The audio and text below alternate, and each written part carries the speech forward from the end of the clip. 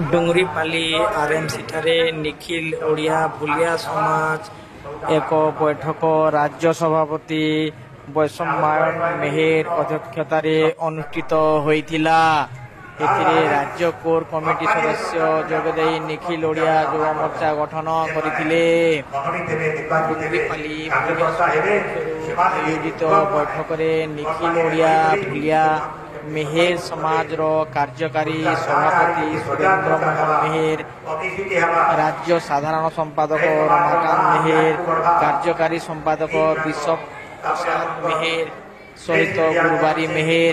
भूलिया समाज केन्द्र बोर्ड सभापति मेहेर और डुंगरीपाली राधेश्याम मेहेर जोग देइथिले।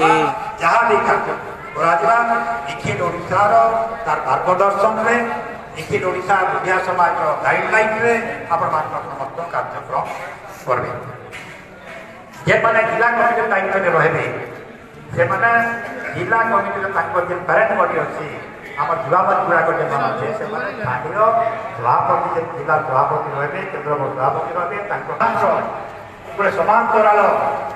संगठन का माने ऑर्गेनाइजेशन है के भाषण वेरीफाई करते जे युवागण कौन सी प्रकार समांतराल संगठन समस्त सुनबार लगी चाहूथिले सुनबार लगी आग्रह प्रकाश करथिले विषय हमें नहीं जानता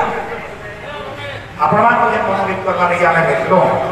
आज यदि कलाहांडी जिला के देखलो तो कलाहांडी सभापति कोर कमिटी सहित बसिकरी से माने आमे से नहीं जानता